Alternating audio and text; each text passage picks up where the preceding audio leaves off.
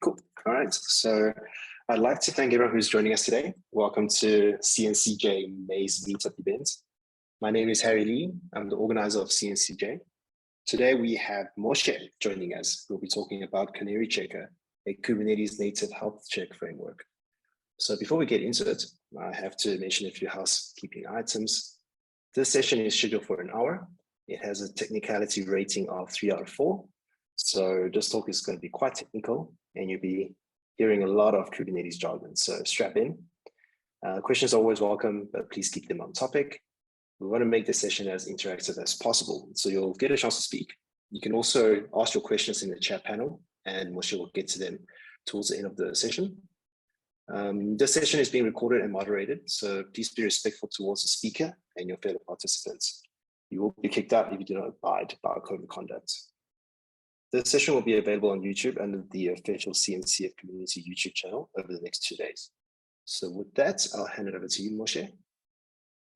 Hi, everyone.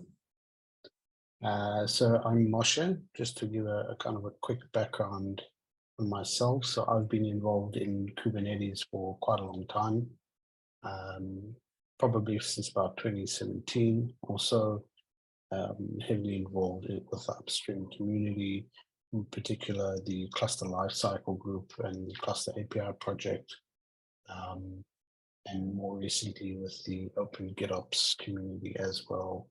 So part of the principles committee there in terms of defining standards or the definition of GitOps going forward. And I have a lot of background in enterprises, startups, managing Kubernetes and DevOps infrastructure. And this is really where Canary Checker and this idea of synthetic testing came in. And when we look at synthetic testing and health checks in particular, the first thing you need to kind of ask is why do you run a health check and why do you need a health check? Why can't I just use some of the metrics that are coming out of my system? And there are a number of reasons for that. So when we look at the very top, my slide maybe a bit backwards, apologies there. So when you look at a health check, in particular an application health check, traditionally you look at your red metrics, the request errors duration, and you use those metrics to determine whether your system is up or down. But these really are not enough. There's a number of scenarios where metrics are not enough and you need something more. And this is where synthetic tests come in. And synthetic testing is really the idea of introducing traffic into a system to test the response of it. And there's many different ways of doing that at many different layers of a system. So you can do this at the infrastructure layer, at the application layer, at multiple steps of the application, at the network infrastructure. And it's really answering the second side of a coin. Is the application serving traffic and healthy? And B, is it actually able to serve that traffic when it's given? And there are a couple of more scenarios. So some transactions are really not, and some environments are not high volume. So if you don't have a very high volume of traffic, you're not going to be able to produce reliable statistics on whether your system is up or down. If you have a system that's running in the enterprise and the HR team is only using it at the end of the month, knowing that it goes down at the end of the month when the requests start failing isn't very good. You want to know beforehand that the application is up and running. And some of these transactions may be more important than others. And the other reason why synthetic testing is quite helpful is that knowing that something is failing is not often enough. And in today's world with distributed and decentralized systems, the failure might be quite upstream or downstream of you. So as you add more synthetic tests into your environment at different layers, the layer at which the tests start failing gives you a good idea where to start looking for problems. So my API is failing, but the DNS or the database is also down. So I should probably start at the lower layer of the application rather than just the surface problem or the symptom that's showing through. There are a couple of tools on the market already for health checks, quite a few in the open source arena as well.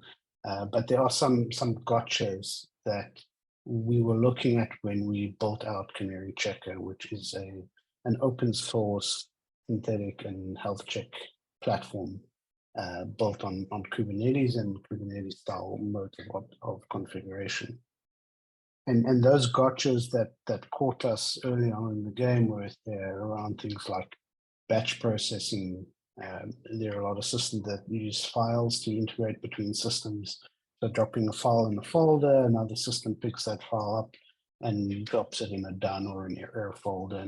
And those type of scenarios tend to be missed by other metrics. So being able to check whether these files being dropped are good or bad, handling authentication. So if I want to check that my database is up or down, and I want to do that in a secure way by looking at the secrets, for example, that might be in Kubernetes with the connection details. That's another area that's a little bit more tricky to handle.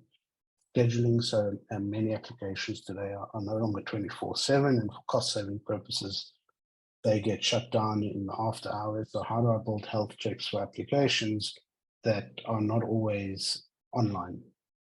And then the final piece that really is the definitive reason why we actually built out Canary Checker is this idea of co-locating health checks with code. So if I have an application, I want to define the health checks with the application. So it could be in a Helm chart or a customization or just a Kubernetes manifest. So I want to put these two things together so that they go and deploy at the same place. If I'm running multiple environments, the health checks deploy with it. And this is a very common model when deploying Kubernetes applications. So if I have an application, often you'll want to deploy the database with it, or the Kafka topics with it, or maybe Grafana dashboards or Prometheus alerts. And we were looking at a solution that would enable us to actually build those health checks in co-locate them with code, particularly from a GitOps perspective. So this is really what we're talking about from why we perform synthetic testing, why we looked at building Canary Checker. And Canary Checker kind of handles these three different types of health checks. So we have an active application health check, and this is something that executes a synthetic query against an application. And then we have an infrastructure check. And an infrastructure check is not testing whether your application is up or down. It's actually testing the infrastructure and whether the infrastructure is able to perform a transaction, and the transaction being, can it actually run a workload? And you might ask yourself, why do we actually need to check that the infrastructure is working? And there are a number of scenarios where this is quite critical. So if you look at an on-premise environment, for example, that often has network storage, DNS, authentication that is not as rock solid as you might find in the cloud, understanding what on the local on-premise infrastructure is failing that is not related to your application, or what are the upstream items that might be impacting it. So this is one reason why you would want to provide much more deeper synthetic testing of infrastructure. The other is, even in cloud environments, there's still scenarios where an inability to schedule workloads can cause a problem. Take, for example, an availability zone outage in AWS. The most common scenario there is to go and reschedule workloads in a different availability zone. But for example, you don't have a subnet there, or the subnet has been exhausted of IPs, you're going to hit a limit in terms of, can I actually provision these workloads or not? And it will often hit you at the point where you don't want it to hit you. So at a point where you want to scale up, or at a point where you want to do a disaster recovery, those scenarios, you want to know that in those instances, you can actually perform recovery operations. So you have resource limits, you have resource starvation. So you might have an instance type, for example, that you have hard coded into your platform, and that instance type is no longer available and runs out in a particular availability zone. And this does happen, not maybe frequently, maybe not so infrequently, but if your application code can no longer scale up because an instance type isn't available, you probably want to know that before it actually needs to scale up. So you're testing for these types of resource constraints. Policy changes and changes in general tend to be the biggest cause of failure.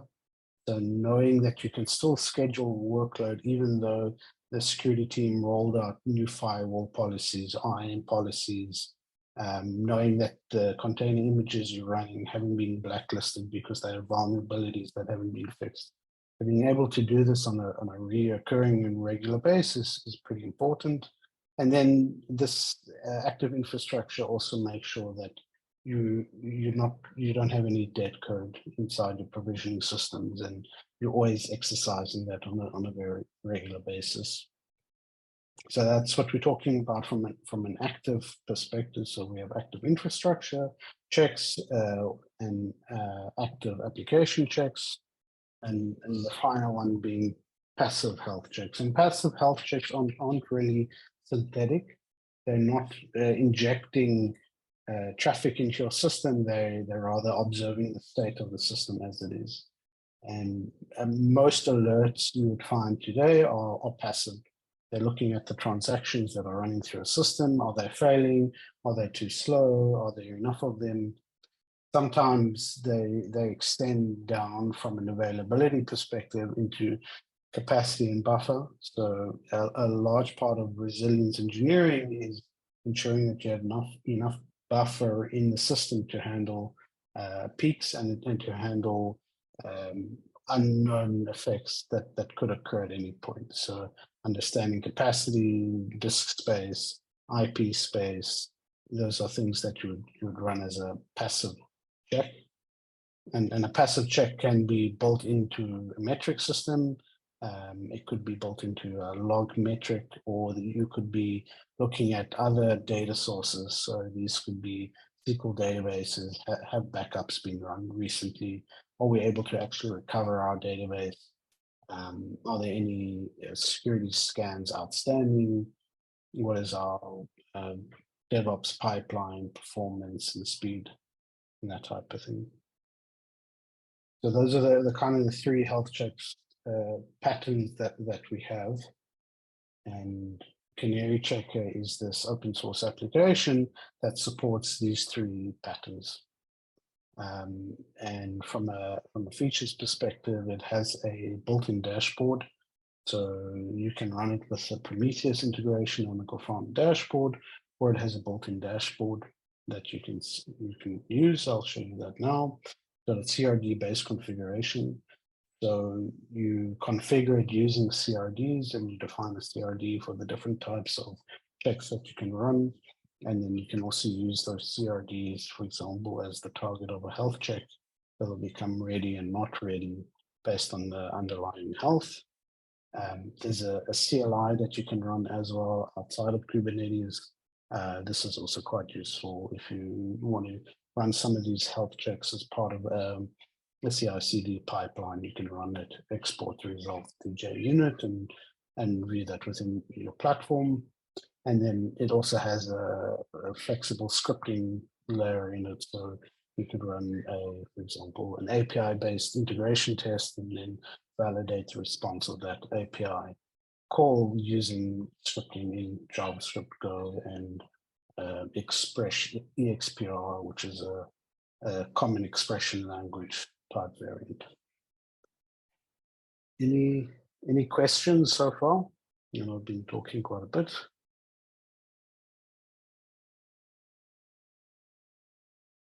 Otherwise, okay. I'm good. What about anyone else?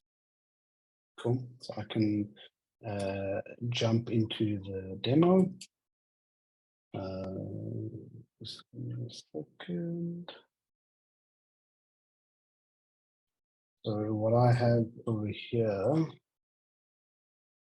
is the Canary Checker binary, which is just a Go binary that has a few different modes of operation. We'll look at this first mode of operation being a command line interface. All you need to do is download that binary, which is available on the GitHub page. So we have binaries for Linux, Windows, and Mac. You'll see that these binaries are quite large, and that's because we have a large number of dependencies due to the number of checks that we actually support. So there's no other dependency for the most part, besides for the binary. It has all of that built into it. There are a couple of exceptions. For example, if you want to run a JMeter test or a JUnit integration test or something like that, there are some external binaries that you need. And then I have a CRD, and the CRD looks something like this. So we have a kind of type canary with some metadata attached to it, an interval for how often you want this to run. So this actually supports an interval or a cron schedule. So if you have workloads that are only running during the day, you can specify a cron schedule for the day only, and it will only run these at that period. And then we have different types of checks that are available. In this example, we have an HTTP check that hits a particular endpoint, has a limit in terms of what it can return. So it needs to return in under 3 seconds with these response codes. It also has an expiry check on the certificate. Certificates expiring are probably the second leading cause of outages beside after changes. So if you're monitoring endpoints, you can use this to monitor the certificate expiring. And then finally, we have an expression here that can be used instead of the response code. So here you can look at the content of the API call, or the headers that are coming back to decide whether this thing is healthy or not.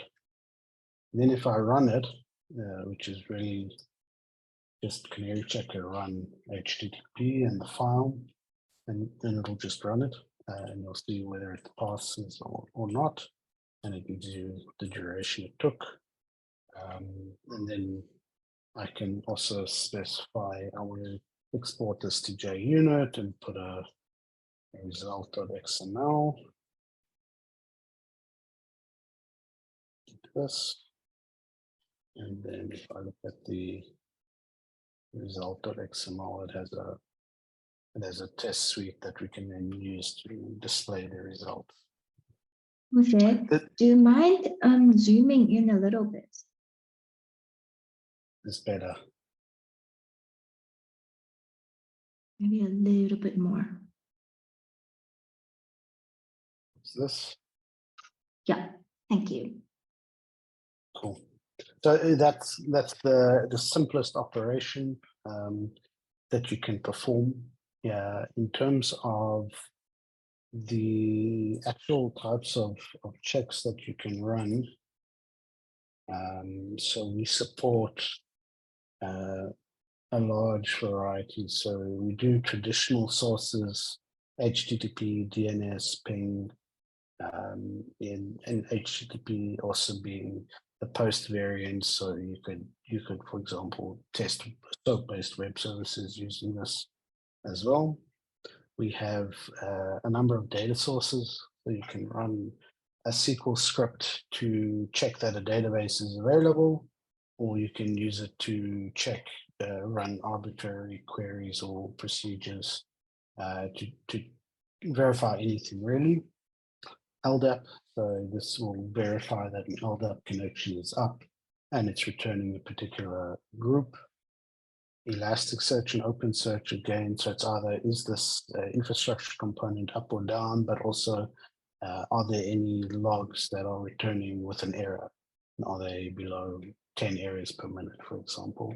You could do this retrospectively if you don't have log-based metrics in place. Bongo, Redis, Prometheus are all the same in letting you query these external data sources to return health, whether something is up or down. We also can aggregate alerts that are coming out of other systems. So the native Prometheus alert manager, so any of the alerts that are firing from Prometheus can get listed into that dashboard. CloudWatch alarms, we just added downloaders in here as well.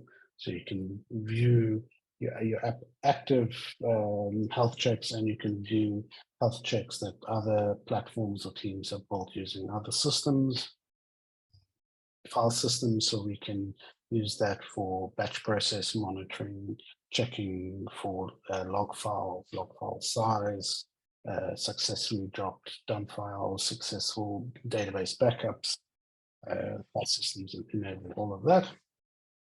Some configuration scanning as well, so you can check, for example, whether a Kubernetes resource is ready or not. So very similar to a health check, but it's at a slightly different layer than the health endpoint. This is also, you could have a health endpoint that, let's say, only goes bad after 10 minutes or 15 minutes, but you could have a Kubernetes resource check that will check it and return it much earlier if it's failing. And then you can also query AWS config and mission control config for config that shouldn't be there or that's changed recently. And then also some backup checks. So these are verifying that a GCP database backup has been run, or verifying that a RESTIC backup has been run and that it's actually in a non-corruptible state. So you don't have backups that run and then you don't know that they're actually working. And then we have a few infrastructure-based tests. So the most common example is Kubernetes, which will spin up a Kubernetes pod, attach it to a Kubernetes ingress, wait for it to come up, and then verify that it is actually under that ingress. And this can test your networking layer, the ingress layer, the scheduling layer, capacity, to test large portions of a Kubernetes cluster. There's also a similar check for EC2. So this will launch an EC2 instance, wait for it to come up, run a health check against it, and then spin it back down. So you can use this, for example, to perform backup restorations. You can use it to verify that your launch templates are good, that you can still spin up resources in particular availability zones. So if you have an AWS outage, you'll know that if your EC2 Canary is failing, that there's an AWS control plane issue, and it's not necessarily an application issue. And then similar on Docker and Helm. So can you pull images? And this is particularly applicable in on-premise registries. So can you push or pull images from Docker, Containerd, and Helm? So those are the kind of the health checks that are supported. And they can all be run either via a command line or using the CRDs. And what it looks like once you've run that health check and applied it, and I can show you how it would look if you were to apply this. So if I have a health check in a file, I can just apply this to a cluster as a CRD once I've installed it. And then you can see that this has been applied. And if I want to look at the status of this canary, so I can return a list of all of the canaries that have been installed, see which ones are failing, which ones are passing. I get an uptime percentage as well, a latency, and when it last transition from a failure to a pass. So it gives you a very easy way of knowing what the status is. You can use these as targets for a Helm health check or an Argo health check, or a Flux health check, which gives you a much more complex scenario to test. And it also doesn't necessarily need to spin up a pod in order to do that. So the majority of these health checks are built into the binary itself. It doesn't spin up another pod to run the health check and spin back down. And this is applicable, like particularly like Kubernetes Fargate or EKS Fargate, where spinning up a pod can take quite a lot of time. That type of operation is quite limited. And if you can't spin up a pod in the first place, it's useful to understand why you can't spin up that pod, at which point is it failing, is it at the network layer or the infrastructure layer that it becomes useful. And then if I describe one of these,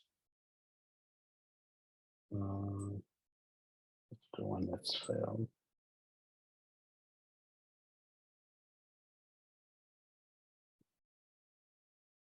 So you can see on this Canary object, you'll see that there's a status here with an uptime and a latency. And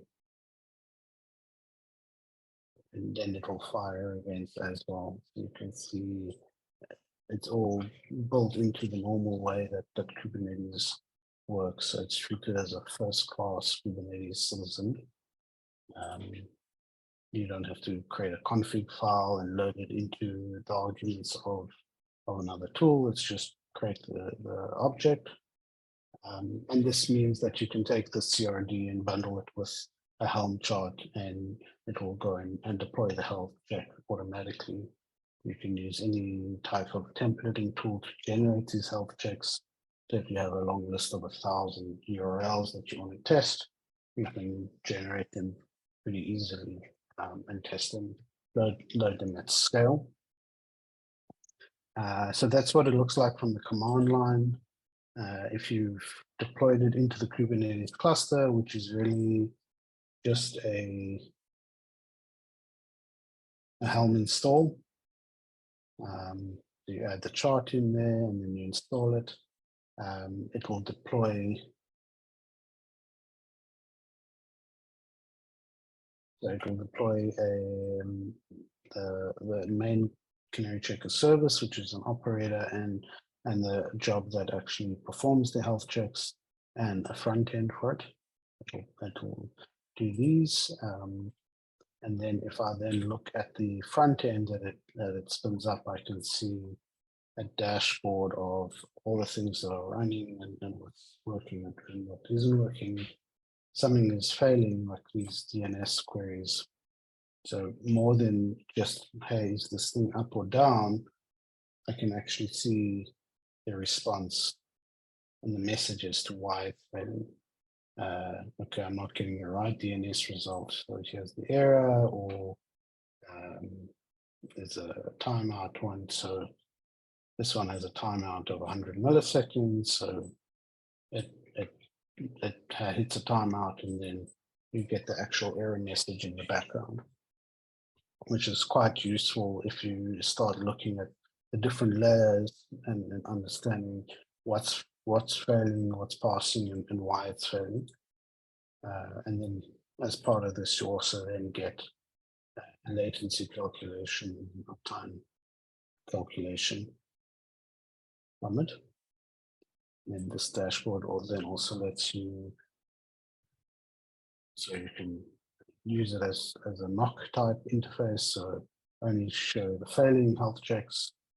You can split it up by, so you can, if I have multiple namespaces, so I can just show the health checks for a particular namespace or under a specific tag.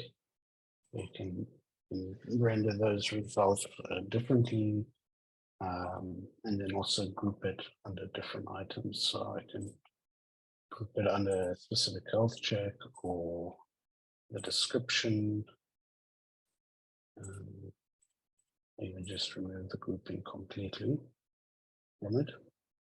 And then this also then lets you filter. So if I have a label on a health check or on a canary, I can then filter these out as well. So I want to ignore the ones that are expected to fail and then hide that. And this is really the only one that is an issue. Other ones I expect them to fail. So you can quarantine them out, or you can split them based on environment or severity. You can filter them in those ways. And then also give it a time range, so you can go backwards in time. By default, it's an hour back, but you can go backwards in time up to about 60 days by default. And all of that data is stored in a Postgres database. So when that Canary Checker instance starts up,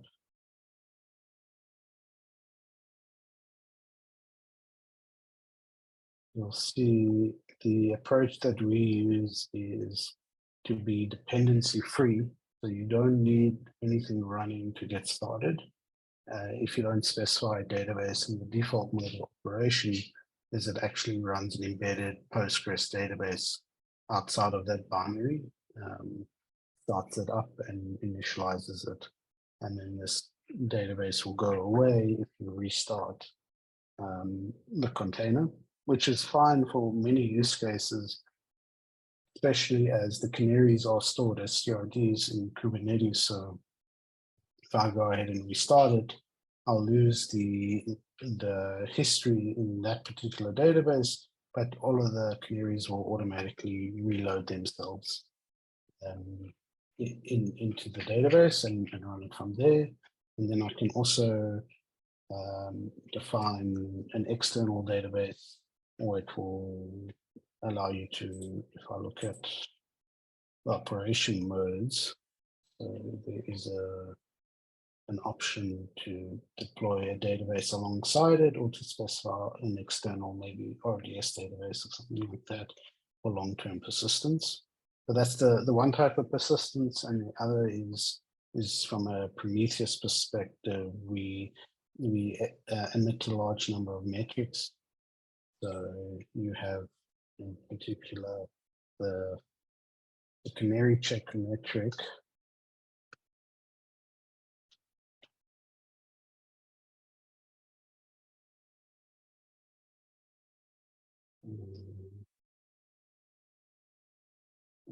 Oh, that's not working.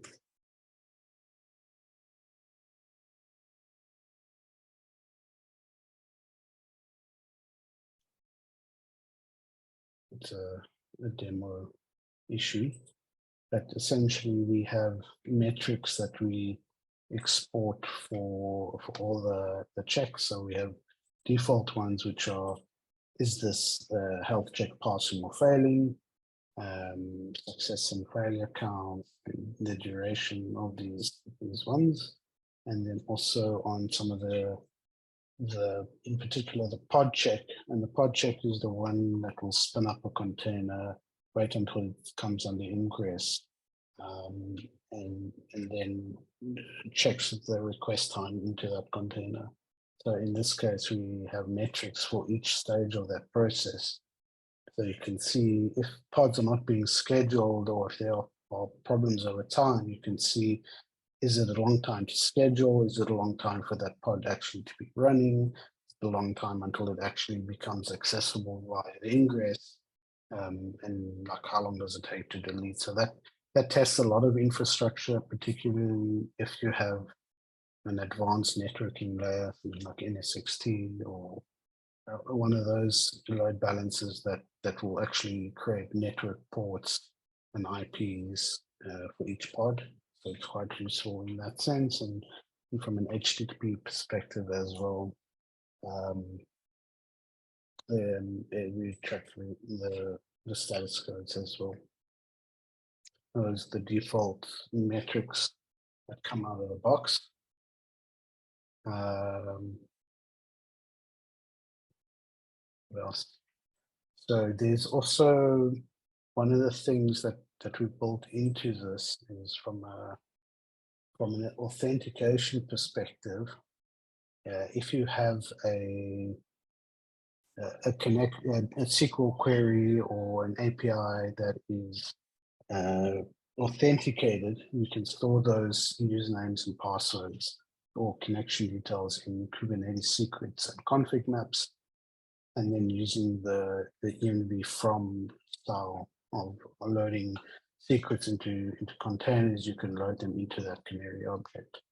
You don't need to hard code these things into your specification. You can look it up at runtime and use randomly generated credentials, or using CRNM from Google. If you're provisioning resources and they're creating secrets on your behalf, you can look at those secrets to actually connect to those resources that come up.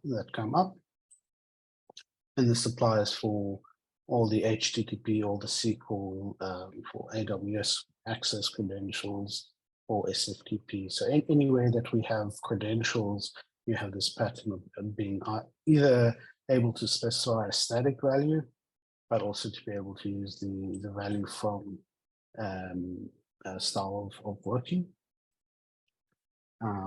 And then we also have from a templating perspective.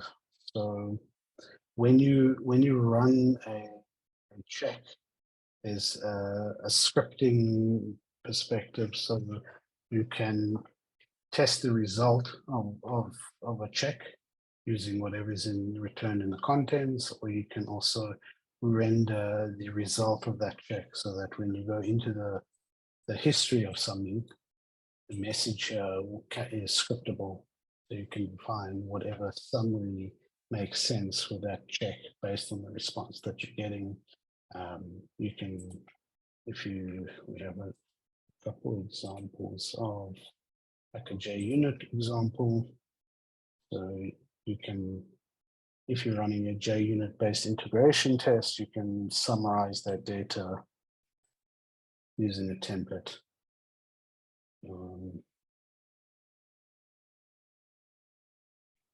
More demo wobbles.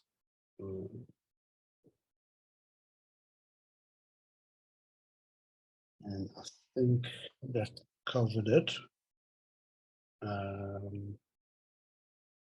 Yeah, so there's the templating ability, which lets you display different values and test for different values as well.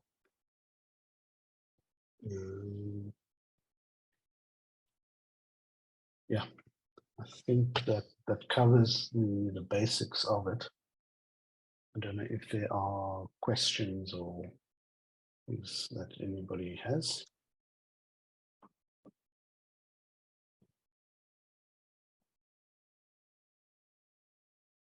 Cool. I do see one question. Yeah, Moshe, do you want to? Yeah, so any label that you apply on the object, the Canary object, you can use it for filtering. So this is an expected fail. So if I look at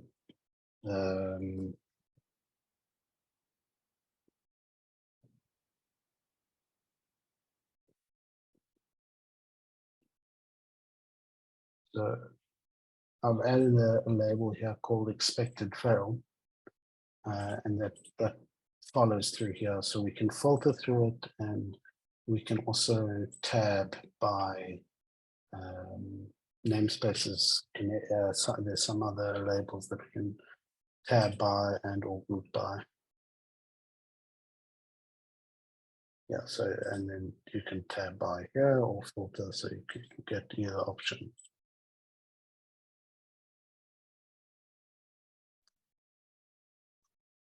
Great. Awesome. Yeah. Thanks, Moshe. As usual, awesome presentation, awesome demo. So the floor is open to the audience for any questions. Yeah, there's maybe just one other section. So what we're doing here isn't unique. There are a bunch of other tools out there that are available to perform synthetic testing. So Cloud Prober from Google, Black Box Exporter from Prometheus. Those are pretty good at high volume type synthetics. They don't have CRD. So Canary Checker is the only one that has really got the CRD mechanism. Kubernetes, it has a CRD, but that CRD is really just a wrapper around a deployment. You can't define an HTTP health check and have that validated via schema. You have to put those parameters as an argument to a pod that it runs. Grafana synthetics as well. Also no CRD, and very few of them can do infrastructure-based checks.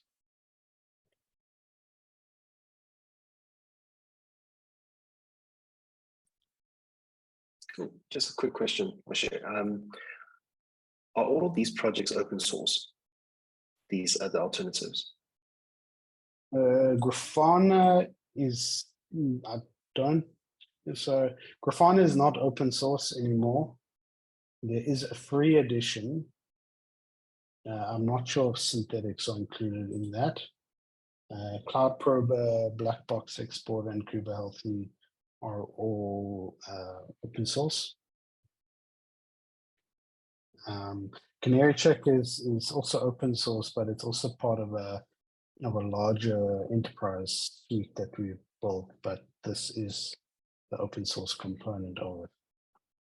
And I think it's a Datadog, AWS, also synthetics, but I think these three are the most common open source versions of derivatives.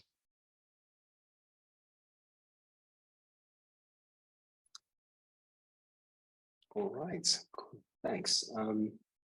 Yeah, so the floor is open for folks to ask any questions. I had a few, Moshe. So you showed us that there are like different check types and it's quite extensive.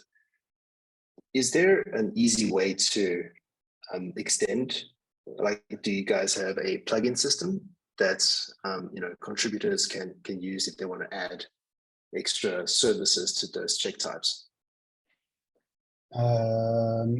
So yes and no. So we have an executable check type. So you can write a script or use any application and we will run that and return the results of it. You will need to make that script or executable available to the container, so by mounting a volume or something of that nature. There's also a pod type check, and this will let you create a check in or an integration testing type check. So we run, so for example, if you have a JMeter script, we can run that JMeter script and you just collate the results back, and the same for JUnit.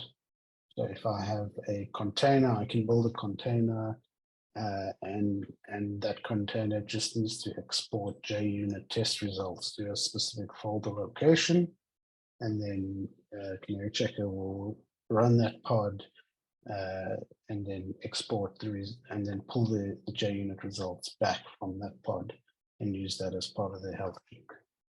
So that's another mechanism of customizing that. And then we're also, it's an open source project, so creating a new health check. I think there might be.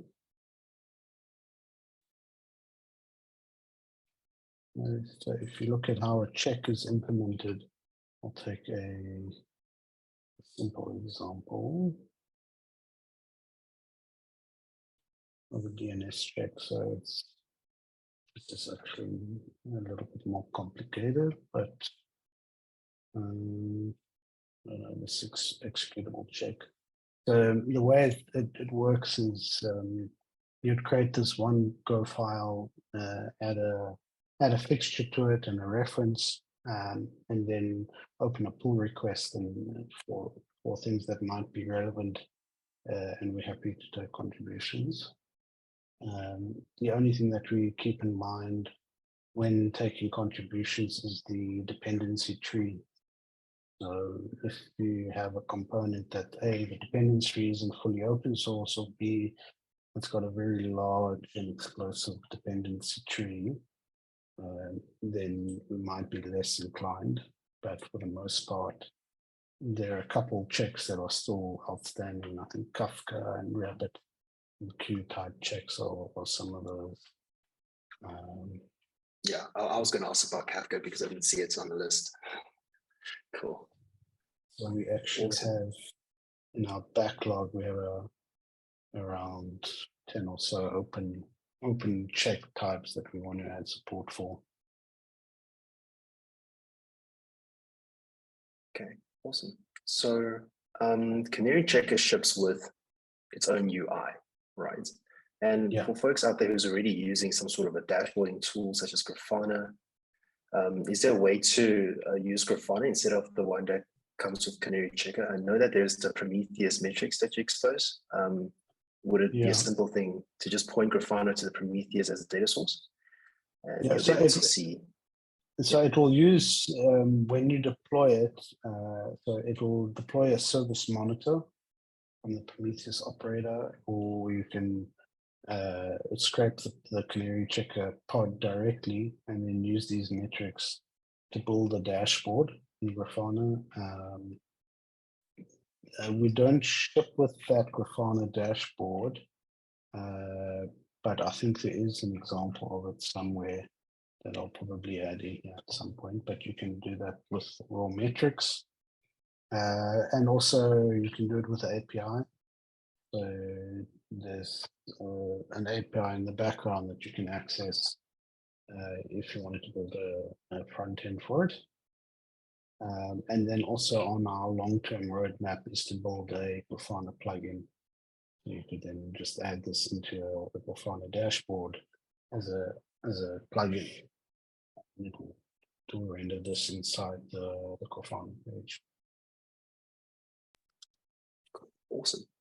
And is there a way to integrate this UI with an existing notification system? You know, organizations sometimes use like ITSM.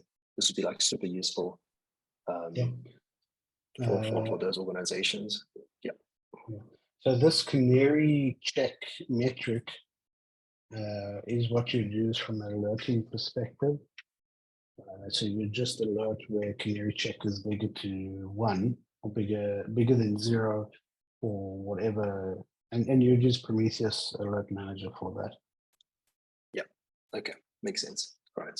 Cool. Awesome. Sorry, Harry. And just a question on that note. So I'm curious about if you wanted to, let's say, connect this rather than to an ITSM bridge or something like this, but instead to like an SNS topic. So you want to connect it to a message queue. Is this also possible? Or would that take more of that API route you discussed just now? So for that, I would need to check on Alert Manager.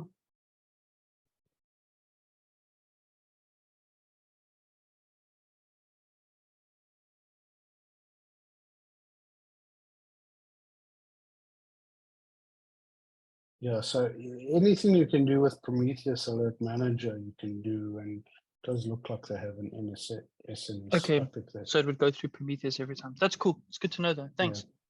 Yeah, so we didn't want to go and rebuild what Prometheus is already doing from an alerting perspective. It didn't make any sense. So this is designed to work hand in hand with Prometheus, just not on health data, not time series data.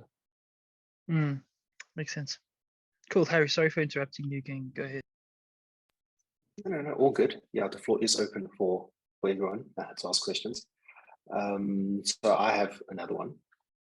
Yes, I'm a question child. I've got a lot of questions. So What is the recommended practice in terms of deploying a Canary alongside an application? So let's say, I've got a fleet of microservices.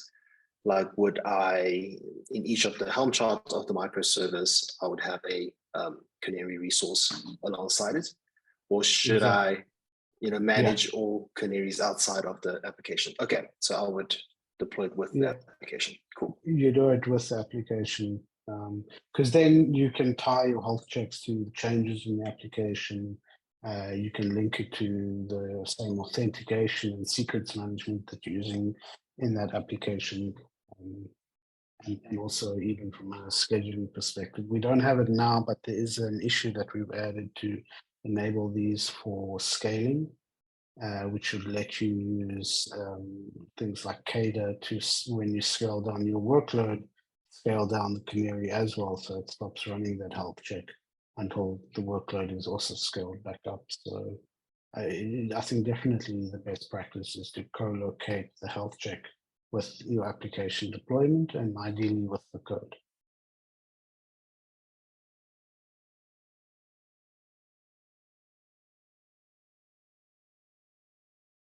It's then also much easier to deploy. So using GitOps application teams just define that in their Helm chart or in their customization, and it just works. They don't need to be aware that this thing is deployed. Very similar to how Prometheus integration and Prometheus metric scraping works today. So it's very much the same model. I think you're muted, Harry. Oh, sorry about that. Yeah, so I was asking that you're into resilience engineering, and I was wondering how you would test how resilient Canary Checker itself is. Do you employ something like chaos engineering to try and break the system and see if Canary Checker picks up those issues? Like how did you guys stress test Canary Checker? So my view on resilience is actually a little bit different to the mainstream view. And this comes to resilience engineering rather than site reliability engineering. So from a resilience engineering perspective, which is a field of engineering that comes out of space and aeronautics and health, it really refers to the ability for a system to adapt to changing environment and to understand the capacity for change.